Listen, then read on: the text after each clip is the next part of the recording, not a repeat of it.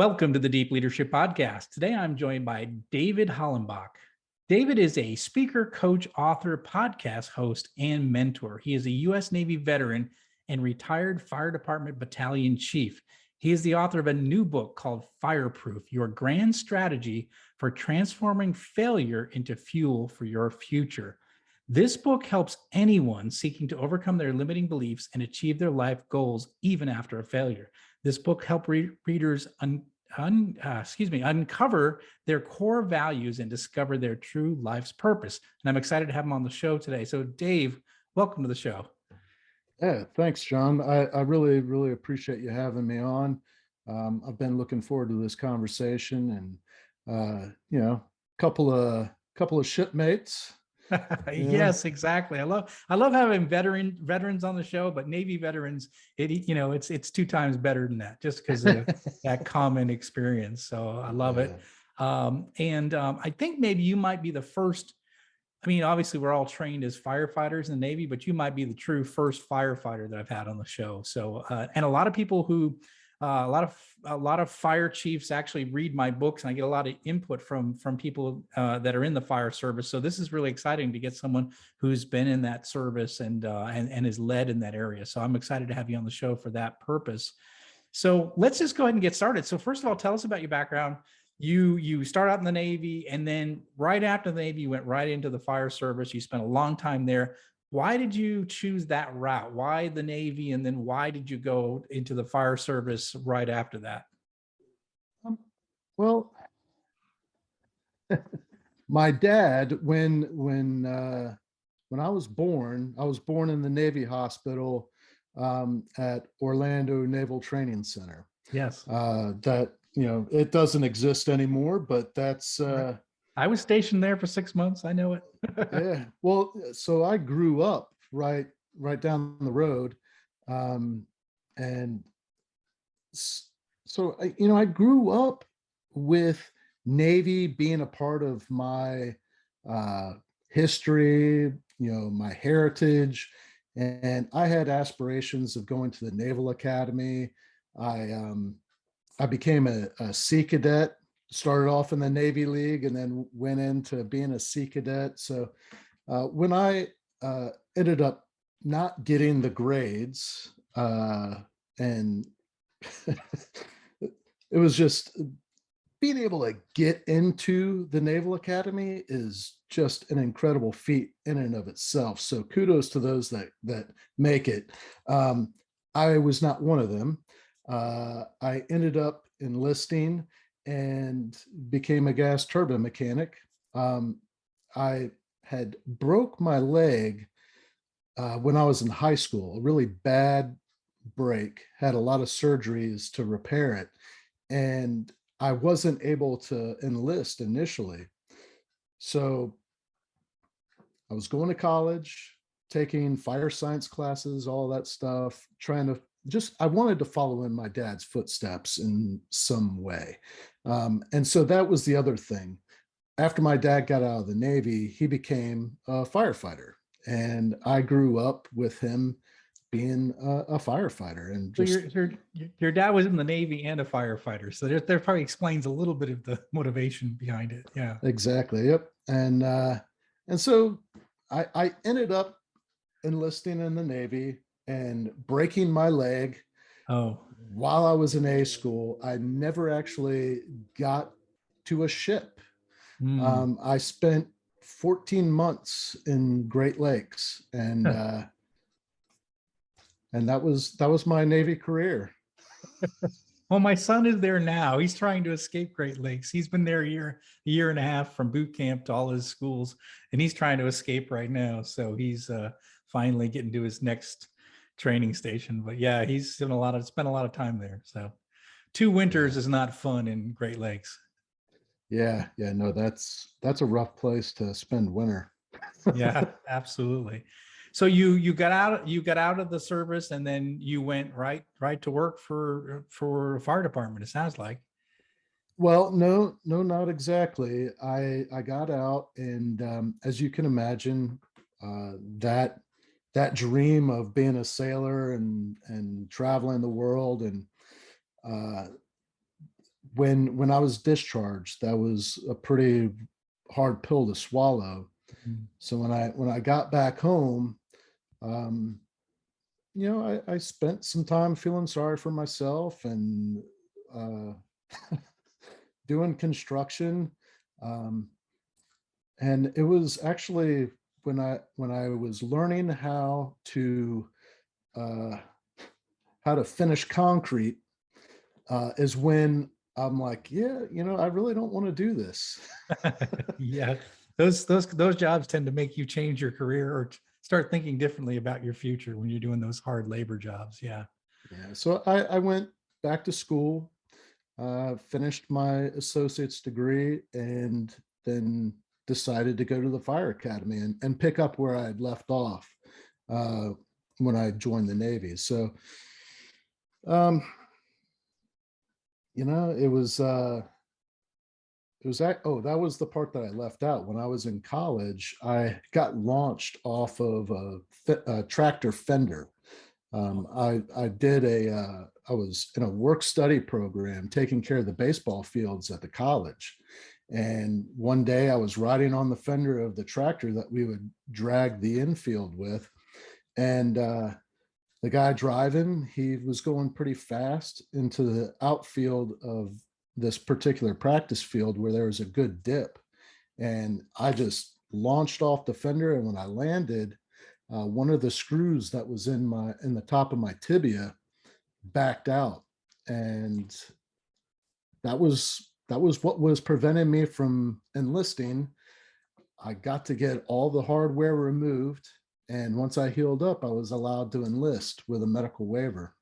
And the medical waiver essentially says if you damage this leg, we're not responsible, and you will be discharged. And then in A school, I fell on the stairs. Well, so we were all running up the stairs to get to the showers, wintertime after PT, just to get a little bit of hot water, and somebody's knee hit my heel. I tripped, and a bunch of guys fell on top of me, broke the same dang leg, and I ended up getting discharged. I finished A school, uh, graduated second in my class, thought maybe they would let me kind of skate through, and I I had orders to go to Yokosuka, and when I went to do the overseas screening, that's when they caught me. Yep. That's the way it goes sometimes with the Navy. So, but so you got in the fire service and you moved up fairly quickly. I mean, looking at your career, you moved up fairly quickly, and then you end up being in, being the chief, battalion chief in the department. What would you attribute you moving up so quickly throughout your career? What was it that you would say was the one thing that allowed you to move up like that? uh, the first part of my career, I was a firefighter, obviously, and I made some mistakes early on. I felt like I was a really, really good firefighter, but I was young and I was pretty cocky, and I think I was a little bit full of myself. And sometimes, and there's a saying that I have on my website, and um, it's "Be humble or be humbled." Uh, and life has a way of humbling you when you don't take it upon yourself. So uh, I was kind of a cocky young firefighter, and um, was very good at what I did. And the see, it was December 31st, 2000. I was celebrating, had too much to drink, got pulled over, was arrested for a DUI, and then ultimately I was terminated from the fire department. I went through the grievance process and was reinstated, but that experience was very humbling. Like a wake up call.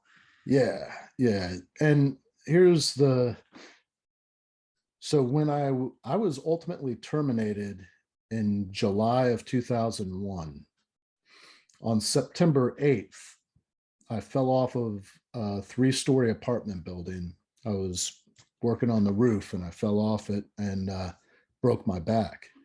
On the morning of September 11th, I was laying on my couch, high on painkillers, thinking that what was happening was just a movie.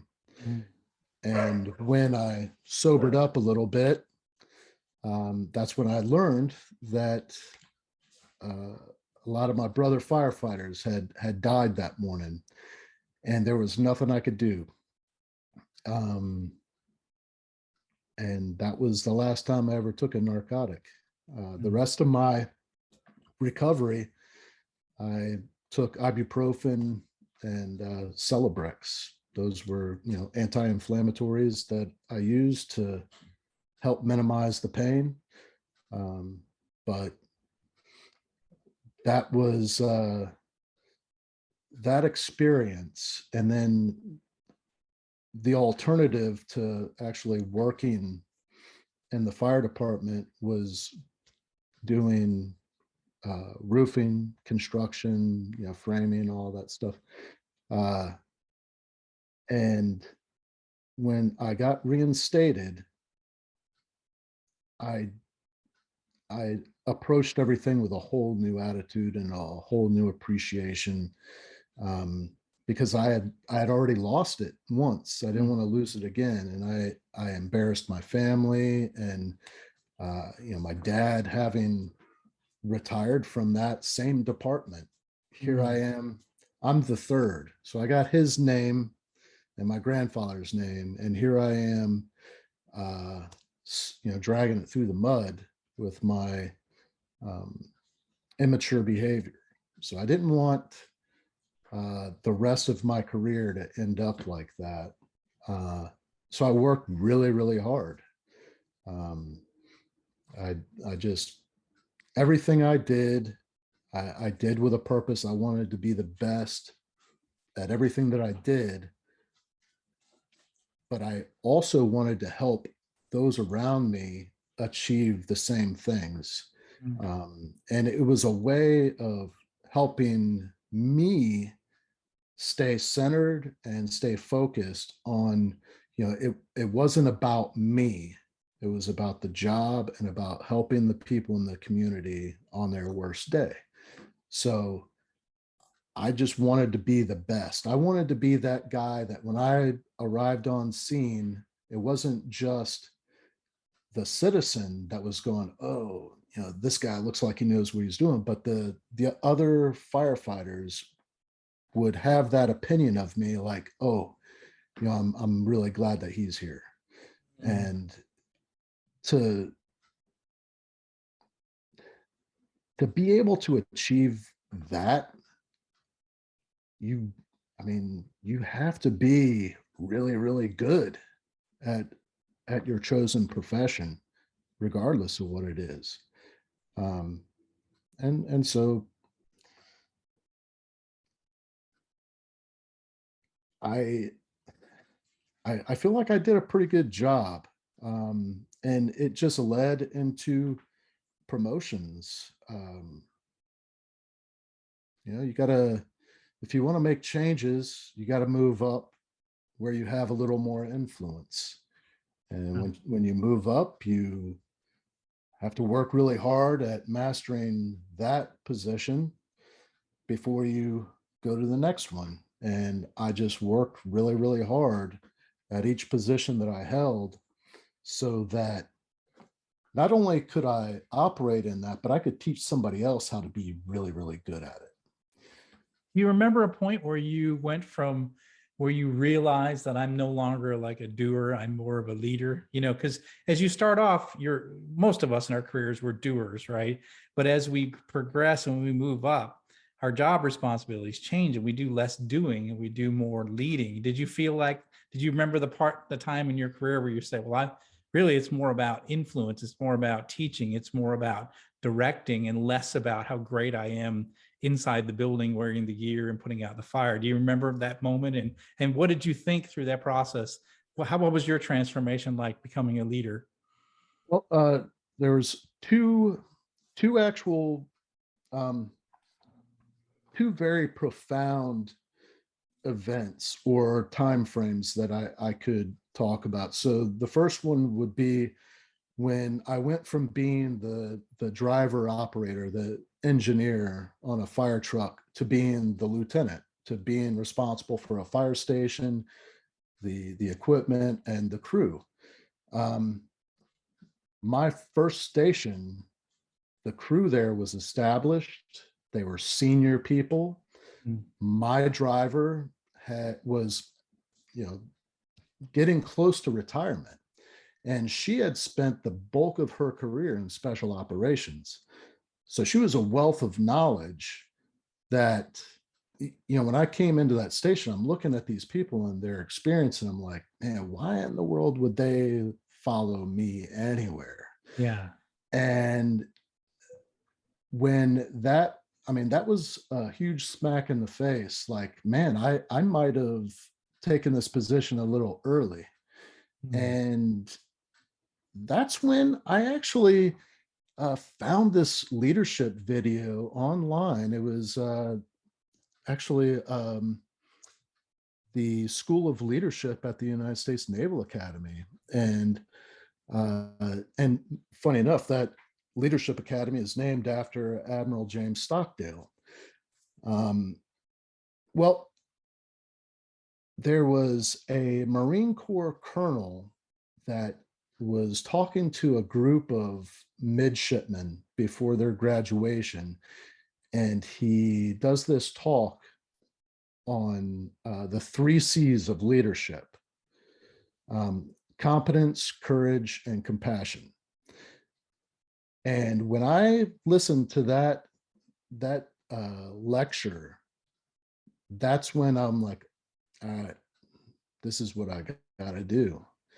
And that piece was the competence part. The people that you're leading want to know that you know your job really, really well, or you're working really hard at getting good at it. And the only way that they can come to that conclusion is by your actions. You can talk all day long, but that doesn't mean anything if they don't see it. Right. And then the next step, all right, because in that position as lieutenant, I'm still operating in some capacity on the fire ground where I'm actually doing work and getting dirty.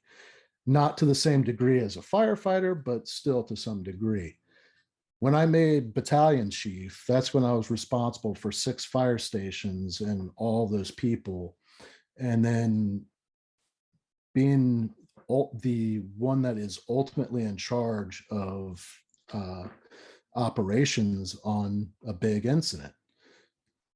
So that's when you have to really trust that the people inside are carrying out what you ask them to do, and that they're operating within the SOPs, and just the way that you handle that as a leader is by building those relationships before you ever get to that point, and knowing what their strengths and weaknesses are, and working really hard at developing them so that you know what you're getting when you ask them to do something, Yeah, absolutely.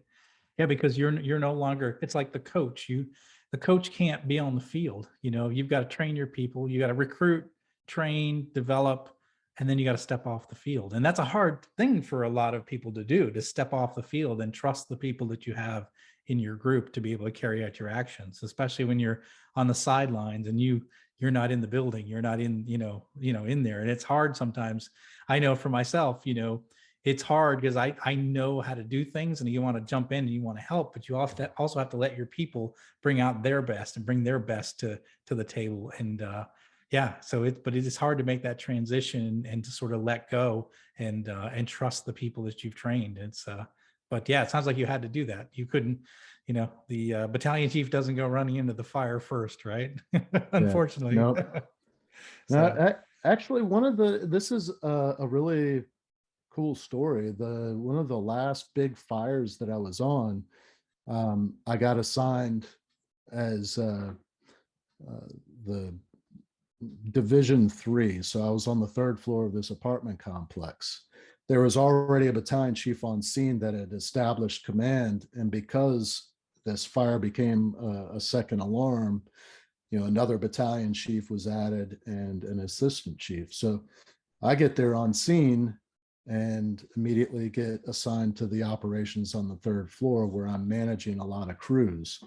And it was like, oh man, this is so, you're a yeah. kid again. Like, you get to get a little bit dirty.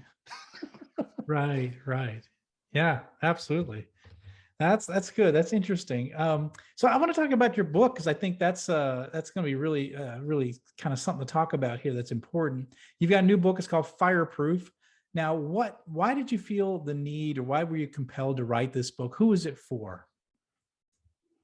Well, it started off as a leadership book for the fire service. Right. And shortly after, 2019 was a really tough year for me. And I was struggling with PTSD, and I made some pretty big mistakes in my personal life that ultimately resulted in me being terminated a second time. Mm. And when I left the fire department at that point, I had enough time in that I could retire, but I had to do a lot of reflecting, like, who am I? And like, I knew the decisions that I made were not consistent with my values. And I really had to dig deep and like, man, maybe I'm not the man I thought I was, and um, ultimately, I had to take care of my mental health. I had to deal with the PTSD, and really, I had spent so much of my life identifying as a fire department professional, that Yeah. was my identity. Yeah. And now I'm no longer that. Yeah. And you start, and who am I? Yeah. And at that point is when I really started reading a lot of philosophy, and I found this program at Yale. Um, it was the Grand Strategy program at Yale University that I found a book written by its founder. Um, and I read that book, and I just started really, the program intrigued me, and I wanted to learn as much as I could. And essentially what it is it's a program to develop future world leaders. Mm. Um, and they study literature uh, on strategy from the past. All the books like, The Art of War, On War by Clausewitz, and the Prince by Machiavelli, and the History of the Peloponnesian War, and all these books. But it's not exactly applicable to this day and age, Mm. but you can see how these world leaders throughout time have made decisions. What was their logic? What was their thinking process? And what kind of things can you use out of those pieces of literature and apply them to what you're doing now?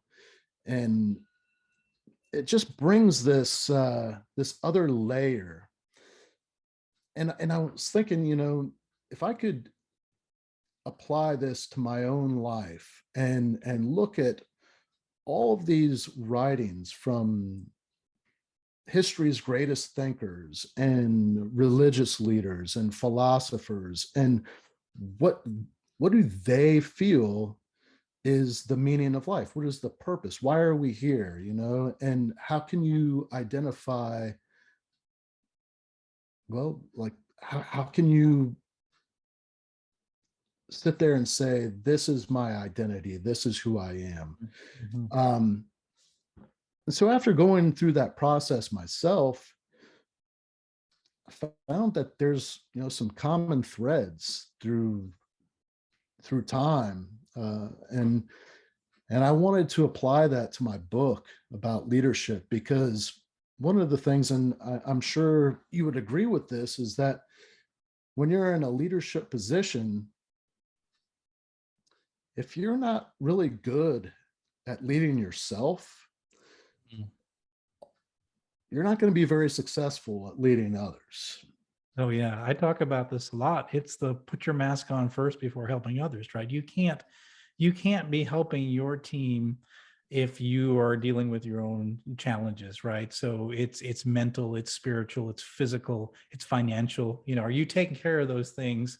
Your family, are you taking care of that? And if you do have that solid foundation, then you're able to help teach, train, stretch yourself. You can handle the storms when they come because you've got a firm foundation. But when you let that slip, it's really important. I know it's what you're talking about, is that you then become vulnerable, and you're not as good at being a leader when you're dealing with some sort of stressor outside of work, and it does affect you. And I'm talking from experience, having been a leader for 30 years. I've had points in my life where certain legs are falling down, whether it was physical or whether it was spiritual or emotional, or financial. Those things they get you off kilter, and then your mind is focused on other things. You can't be present with your team. Yeah, a big part of it is to lead yourself first. That's a big part of leadership, and it sounds like you recognize that through all this research, and as you started applying and thinking about your life, it's like these are very important foundational issues. You got to know,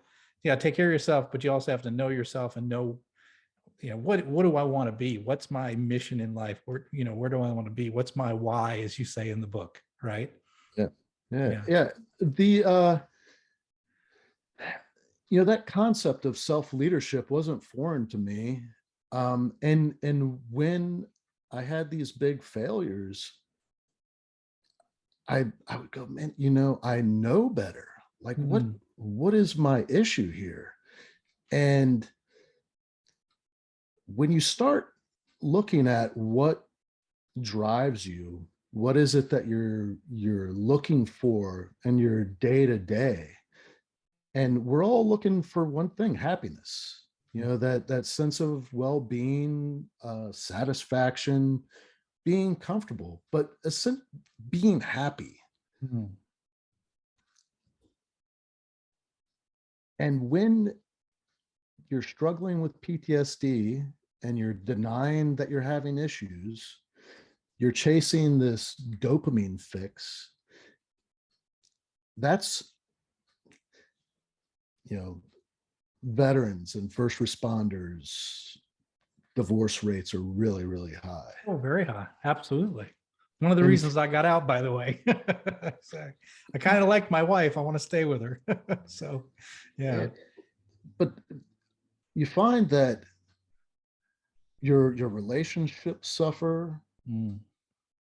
start self-medicating, or risky behavior where there's adrenaline junkies. They do stupid stuff just to get that thrill, get that endorphin rush. Mm-hmm. There's infidelity. Mm. You get a little bit of attention from somebody, somebody that you're attracted to.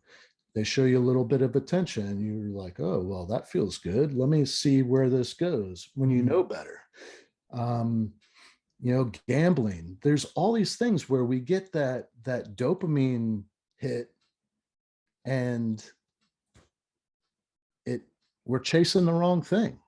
Yeah, it's false. It's a short term high, but it's the long term. It's going to lead to you're leaving issues unresolved when you're doing that, and you're just sort of putting a band-aid on a gaping wound, and you're not solving it. You're just sort of medicating it and hoping it'll get better. Yeah, absolutely. Yeah. And I came to the conclusion that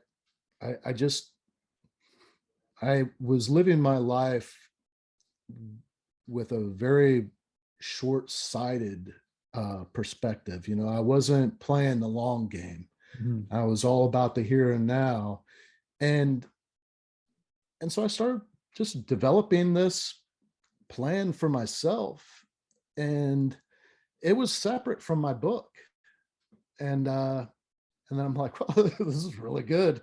I need to put this in the book. This is a lot better than what I was writing, because this is going to be developing a leader that has a self-awareness and a purpose. Like, they're going to know their purpose beyond their occupation. They're going to know their purpose, and they can help others find theirs and lift them up. And that's really what I feel like that's what it's all about. For me, that's what it's all about, is helping others. You know, you add value to yourself so that you are better equipped to add value to those that you're leading. And I think that's where the real satisfaction and the real happiness comes in, is when you're able to improve somebody else's life and you're able to help them achieve their version of success. As a leader, that's the top, that's the pinnacle right there. When the people that you're leading achieve their version of success, that's when you can feel like you've achieved something, I think. Yeah, absolutely. Absolutely. It's no longer about you. I always say, when you're the leader, it's about, it's about the mission and the team. It's no longer about you. And if you do those things right, I always say, if you take care of the mission, you take care of the people, the good things will happen. You don't have to, there's some people that just focus on climbing the corporate ladder, right? And they don't care about the people necessarily or the mission. They just care about their own political career, to get up the ladder. But what I've seen is those people move up a few rungs, but then they always kind of fall. It's the people that care about the people and the mission. Those are the ones that end up being, getting more and more opportunities to do it at a bigger level. And that makes a lot of sense. Knowing your why, I think it's really important. Sounds like you, through this process, found your why, and it ended up in this book. Yeah, absolutely. Yeah. And it's a process to really figure out your own.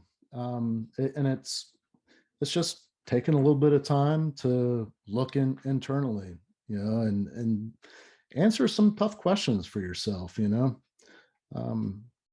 I know, like, I've given a lot of the books away. I've provided quite a few copies to people, and just to get their feedback.